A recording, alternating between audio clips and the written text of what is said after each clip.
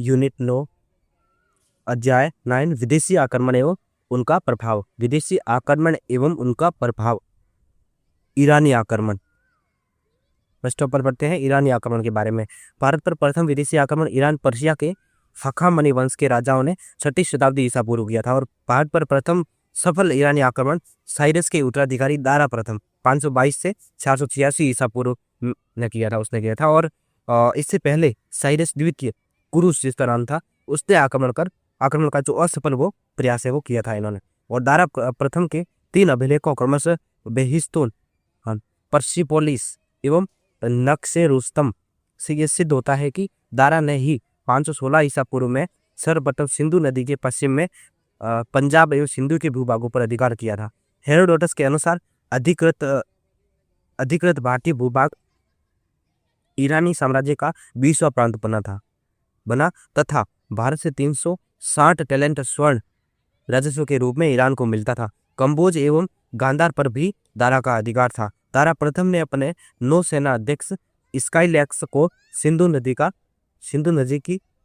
नदी मार्ग की खोज के लिए भेजा था। हेरोडोटस के अनुसार भारतीय सैनिकों के वस्त्र सूती थे और दारा प्रथम के उत्तराधिकारी ज़ेरेक्सस क्षत्रायश ने भारतीयों को अपनी सेना में भर्ती कर यूनानियों के विरुद्ध काम लिया।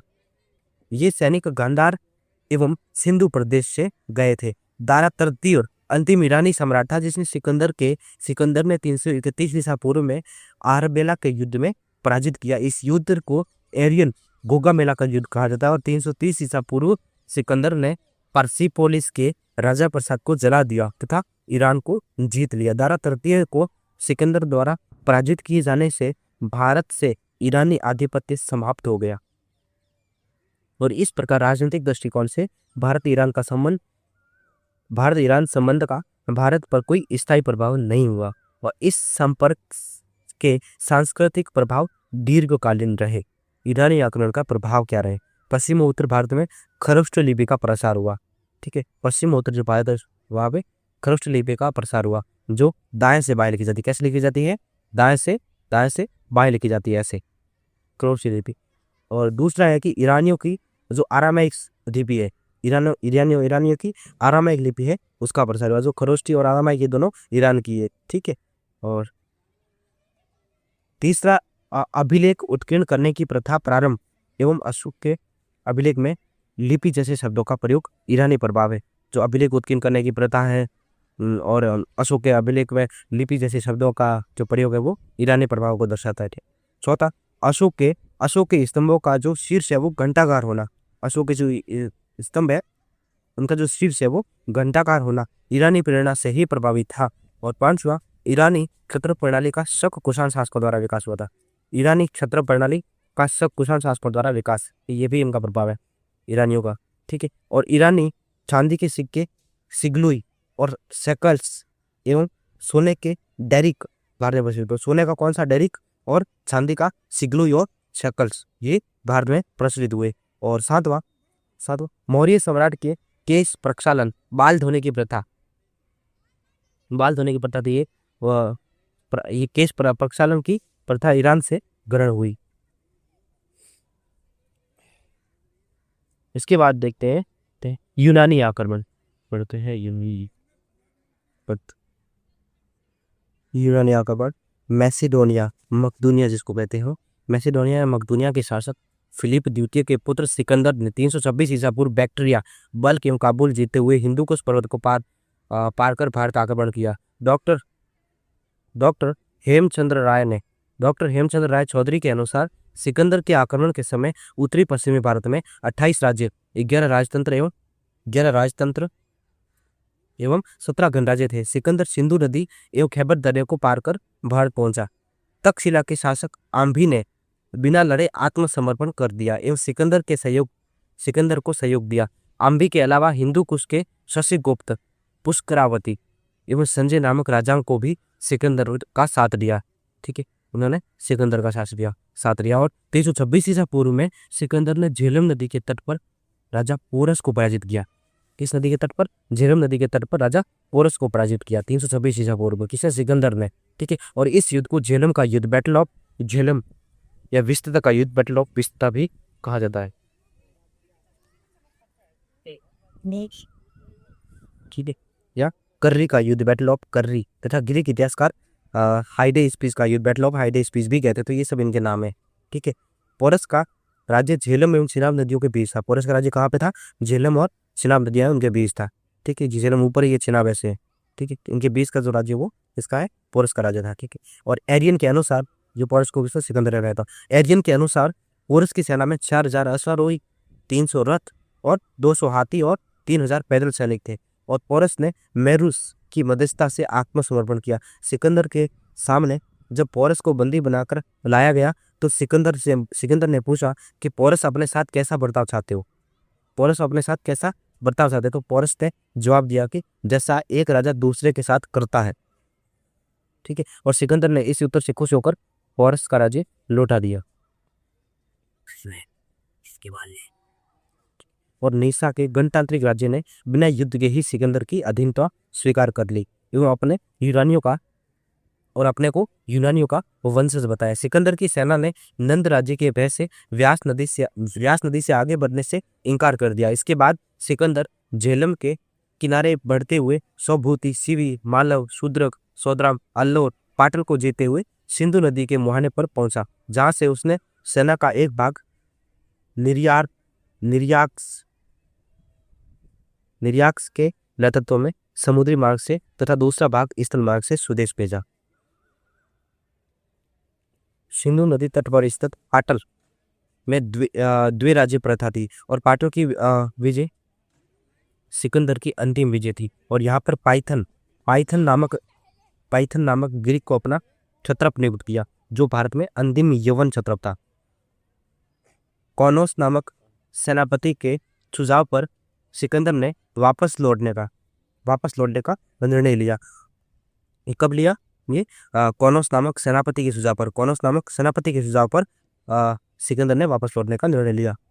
और सिकंदर ने वापस लौटने से पूर्व यूनानी देवताओं की स्मृति में व्यास नदी के तट पर विजय सीमा अंकित करने के लिए 12 विशाल वेदियां स्थापित की तथा उनकी विधिवत पूजा की। सिकंदर भारतीय दार्शनिक कालानास को अपने साथ ले गया और मैगस्थनीस के अनुसार मंडनीस नामक दार्शनिक ने सिकंदर को अपने ज्ञान से प्रभावित किया।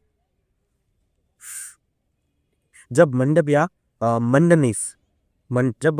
या मंडनीस को सिकंदर ने अपने दरबार में बुलाया तो उसने कहलवा भेजा कि सिकंदर मेरा सिर काट सकता है लेकिन मेरी आत्मा को नष्ट नहीं कर सकता। सिकंदर ने 2 नगरों की स्थापना की। ठीक है, पहला कौन सा था? निकेया, ये विजयनगर। और अपनी जीत के उपलक्ष्य में झेलम नदी के तट पर दूसरा नगर अपने प्रिय घोड़े बुकाफेला के नाम पर रखाया। क्या? बुकाफेला के नाम था, निकेया और बुकाफेला। सिकंदर ने काबुल के पास अलेक्जेंड्रिया तथा सिंध में भी अलेक्जेंड्रिया नामक नगर बसाया था। और सिकंदर ने विजित भारतीयों का क्षत्रप अपने सेनापति फिलिप को बनाया। ठीक है, उनकी सेनापति क्षत्रप। अशोक राज्य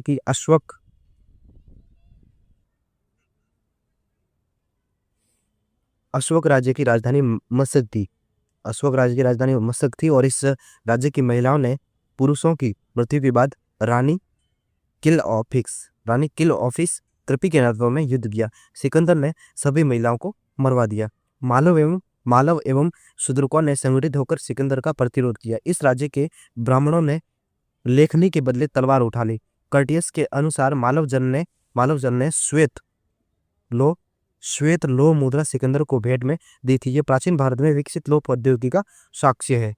ठीक है, और आगा लासोई जाति ने सिकंदर के सामने समर्पण करने के बजाय परिवार सहित आग में कूद के जान दे दी। और एओरनस दूर के विषय में प्रचलित था कि स्वयं हेराक्लिस कृष्ण भी ध्वस्त नहीं कर सका था। उसने सिकंदर ने ध्वस्त किया था और पंजाब का कठ या कठाई गणराज्य जिसकी राजधानी संगल थी, जिन्होंने युद्ध के समय राजधानी के चारों ओर रथों का घेरा बनाया, लेकिन अंत में सिकंदर ने उन्हें पोरस की सहायता से परास्त किया। और कठों ने ही यूनानियों को जहाजी, रसोई घर एवं परिवहन नौकाएं प्रदान की। सिकंदर के इतिहासकार पश्चिमोत्तर भारत में कठ जाति में सती प्रथा के बारे में बताते हैं। सिकंदर 19 माह भारत में रहा था, 19 माह, ठीक है। और सिकंदर ने सिंधु नदी के पश्चिमी प्रदेशों में निकोबार को क्षत्रप नियुक्त किया। एरियन के अनुसार युद्ध कला में भारतवासी और अन्य तत्कालीन जनों से श्रेष्ठ थे। इनके भारतवासियों की श्रेष्ठता को उल्लेखित करता है। और प्लूटार्क के अनुसार यदि सिकंदर का आक्रमण न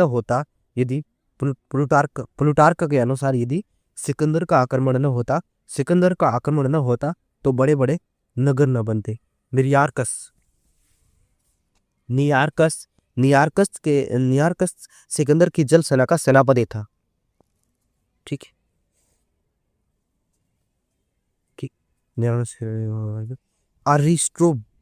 अरिस्टोबुलस ने सिकंदर के युद्धों का इतिहास लिखा। और ओनोसिक्रिटस सिकंदर जीवन लेखक था। 323 ईसा पूर्व में बेबीलोन में सिकंदर का मस्तिष्क ज्वर के कारण निधन हो गया, मस्तिष्क ज्वर के कारण। और सिकंदर की मृत्यु के बाद 321 ईसा पूर्व उनके सेनापतियों में साम्राज्य विभाजन के लिए त्रिपेरेडिसस की संधि हुई। यूनानी आक्रमण का प्रभाव क्या रहा? क्षत्र प्रणाली का विकास हुआ। तो जो क्षत्र प्रणाली है वो किन की देन है? यूनानियों की देन है। यूनानियों के योगदान से क्षत्र प्रणाली का विकास हुआ। दूसरा है पंचमांक सिक्कों के स्थान पर लेख वाले सिक्कों एवं सुंदर मुद्रा के निर्माण की कला का विकास हुआ। और उलूक शैली के सिक्के इसी काल के परिणाम थे। उलूक शैली के सिक्के इसी का परिणाम थे। और यूनानी शब्द द्रकम भारत में मद्रास द्रम्मा नामक सिक्का हो गया।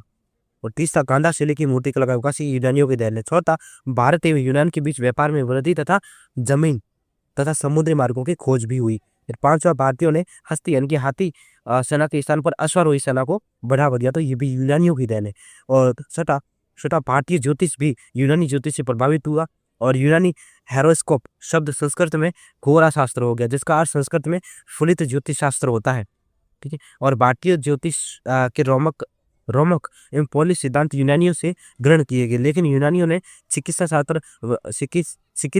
शास्त्र, वनस्पति शास्त्र तथा रसायन शास्त्र में कोई महत्वपूर्ण योगदान नहीं दिया। सातवां भारतीय रंगमंच पर कि तो अगर चिकित्सा से संबंधित है, वनस्पति शास्त्र से बॉटनी से संबंधित है या रसायन शास्त्र से संबंधित कोई भी चीज आती है तो वो गलत होगी, क्योंकि यूनानियों का इसमें कोई योगदान नहीं था महत्वपूर्ण, ठीक है। महत्वपूर्ण योगदान नहीं था, कोई चीज हो सकती है। सातवां भारतीय रंगमंच पर यवनिका शब्द का प्रयोग यूनानी प्रभाव है, ठीक है। रंगमंच पर जो यवनिका का यूनानियों का प्रभाव है। और जितने भी यूनानी नाटक दुखांत थे, जो यूनानी नाटक थे वो दुखांत होते थे, जबकि भारतीय नाटक जो अंत जो लास्ट में है वो सुकांत होते थे। आठवां यूनानी आक्रमण का आर्थिक जीवन पर सर्वाधिक प्रभाव पड़ा था। पूछा जाए तो सर्वाधिक प्रभाव किससे पड़ा? आर्थिक जो इकोनॉमिक लाइफ है, आर्थिक जीवन पर सर्वाधिक प्रभाव पड़ा यूनानी आक्रमण का। और ये महत्वपूर्ण